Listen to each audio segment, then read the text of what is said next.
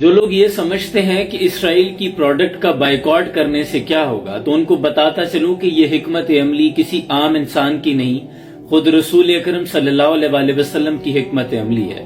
جب مرینی سے دور مدینہ منورہ سے باہر یہودیوں نے خود کو خیبر کے قلعوں کے اندر محصور کر لیا تھا، اور خیبر کے قلعے بہت مضبوط فصیلوں پر مشتمل تھے۔ اس کے آس پاس کی دیواریں اور فصیلیں اس قدر مضبوط تھی اور اس علاقے کی ساخت ایسی تھی کہ بقیہ زمین نیچے تھی اور خیبر کے قلعے اونچائی پر واقع تھے۔ ان کی سازشوں سے تنگ آ کر جب نبی اکرم صلی اللہ علیہ وسلم نے اپنے لشکر سمیت ان پر یلغار کی تو مشکل تب پیش آئی کہ جب یہ اگر نیچے سے تیر بھی برساتے تو تیر لوٹ کر واپس آ جاتے، پتھر بھی پھینکتے تو پتھر واپس آ جاتے۔ کئی روز تک محاصرہ جاری رہا، لیکن یہودیوں نے تمام ضرورت کا سامان لے کر اندر قلعوں میں رکھا تھا اور خود کو محصور کر لیا تھا۔ اب باہر سے حملہ کرنا بے سود تھا۔ کئی روز تک حملے کیے گئے لیکن سب کے سب بے سود ٹھہرے۔ پھر نبی اکرم صلی اللہ علیہ وسلم نے یہ حکمت عملی پیش کی کہ یہودیوں کی معیشت کا دار و مدار ان کھجوروں کے باغات پر ہے، جن کو فروخت کرنے کے بعد یہ اپنی زندگیوں میں مگن ہیں، اور ان کے پاس سونا اور چاندی اور زیورات ہیں جن پر ان کی معیشت انحصار کرتی ہے۔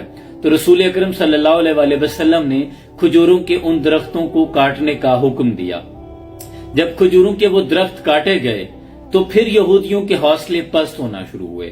پھر وہ آپس میں چین گوئیاں کرنے لگے کہ اگر یہ درخت ہی ختم ہو گئے تو پھر یہاں رہنے کا کیا فائدہ۔ پھر اس پر بہت سے یہودیوں نے سرنڈر بھی کر دیا اور بہت سے مارے گئے۔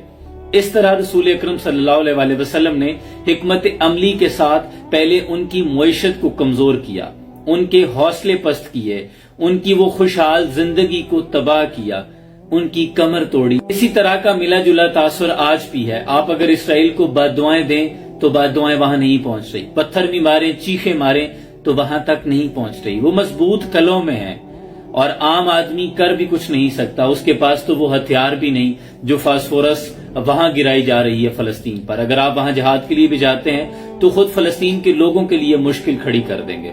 لہٰذا آپ کے ہاتھ میں بائیکاٹ کی کلہاڑی ہے۔ یہ تمام پروڈکٹس جو اسرائیل کی ہیں یہ ان کے وہی کھجوروں کے درخت ہیں۔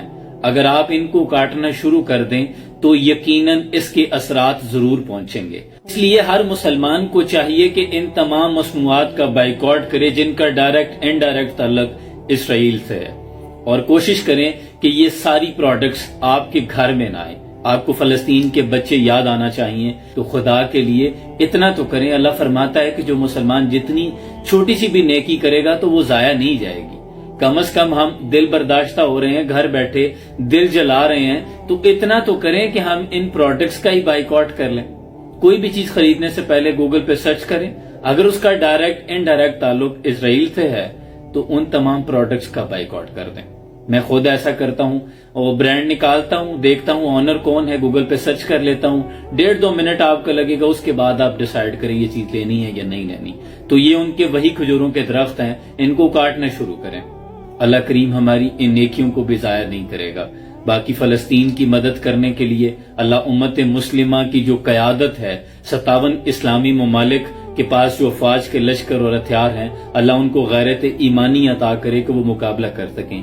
عام انسان اس میں کچھ نہیں کر سکتا سوائے وہ صرف بولنے کے اور دل میں برا سمجھنے کے، اور یہ ایمان کے نیچے والے درجے ہیں۔ سلام پہنچے۔